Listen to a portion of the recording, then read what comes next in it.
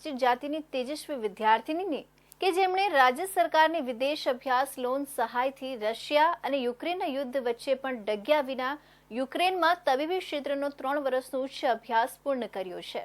સુરત જિલ્લાના પલસાણા તાલુકાના એના ગામના વતની અને વર્ષોથી સુરતમાં સ્થાયી થયેલા મધ્યવર્ગીય પરિવારના મોભી મુકેશભાઈ ચૌહાણે કહ્યું કે મારી દીકરી કિંજલને નાનપણથી ડોક્ટર બનવાનું સ્વપ્ન હતું।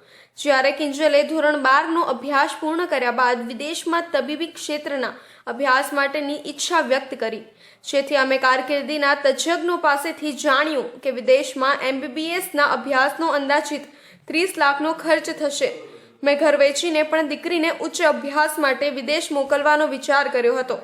મધ્યવર્ગીય પરિવાર હોવાથી આટલો ખર્ચ પરવડે તેમ ન હોવાથી મિત્ર પાસેથી વિગતો મળી કે ડોક્ટર બાબા સાહેબ આંબેડકર લોન સહાય મળે છે, જેથી અમે સુરતની અનુસૂચિત જાતિની કચેરીનો સંપર્ક કરીને યોજના વિશે તમામ જાણકારી મેળવી। કિંજલની માતા રીનાબેને ગ્રેજ્યુએશન સુધીનો અભ્યાસ કર્યો છે, જ્યારે ITIનો અભ્યાસ કરનાર પિતા મુકેશભાઈ સુરતની ખાનગી કંપનીમાં નોકરી કરે છે। કિંજલ ચૌહાણે કહ્યું કે વિદેશ અભ્યાસ માટેની તમામ વિગતો માટે જાણ્યા બાદ 2021માં યુક્રેનની વિનિત્સિયા નેશનલ પિરોગોવ મેડિકલ યુનિવર્સિટીમાં MBBSના અભ્યાસમાં એડમિશન લીધું। તત્કાલ જરૂરી પુરાવા સાથેની અરજી કરતા અમે માત્ર 4%ના વ્યાજ દરથી ₹15 લાખની લોન મળી। તેણીએ વધુમાં કહ્યું કે હાલમાં મેં યુક્રેનમાં 3 વર્ષનો MBBSનો અભ્યાસ પૂર્ણ કર્યો છે, પણ રશિયા અને યુક્રેનના યુદ્ધના પરિણામે 4થા વર્ષ માટે ઉઝબેકિસ્તાનમાં MBBS અભ્યાસનું એડમિશન લીધું છે। ઓગસ્ટ 2024માં જઈને બાકીનો અભ્યાસ પૂર્ણ કરીશ। રાજ્ય સરકાર પ્રત્યે આભારની લાગણી વ્યક્ત કરતા કહ્યું કે અમારા સપનાઓને પાંખો આપવાનું કાર્ય રાજ્ય સરકારે કર્યું છે। આ યોજના થકી આજે હું તબીબનો અભ્યાસ કરી શકું છું, જે બદલ સરકારનો ખૂબ ખૂબ આભાર માનું છું।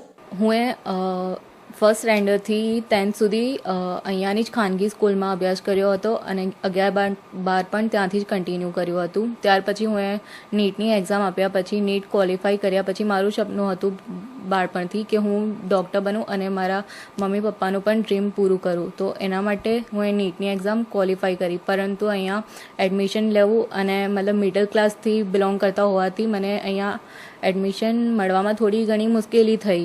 તો મમ્મી પપ્પાની અને મારું સપનું પણ પૂરું કરવા માટે હું ઘણી બધી ખોજ કરી અને ત્યારબાદ મને એક બીજો રસ્તો મળ્યો અને એના માટે હું અબ્રોડ જઈને અભ્યાસ કરવાનું નક્કી કર્યું। હવે એના માટે પણ થોડી ઘણી મુશ્કેલીઓ તો આવી, પણ મને કોઈ એક સારા મિત્ર તરફથી જાણવા મળ્યું કે આપણી સરકાર એજ્યુકેશન માટે અબ્રોડ જવા માટે પણ લોન આપે છે અને એના થકી મને ખૂબ ફાયદો થયો, જેનાથી મારી ફર્સ્ટ યરની ફીસ, સેકન્ડ યરની ફીસ અને હમણાં મારું 3rd યર કમ્પ્લીટ થઈ ગયું ત્યાર સુધી આ લોનનો મને એટલો સપોર્ટ થયો છે કે કોઈ પ્રોબ્લેમ આવી નથી આજ સુધી।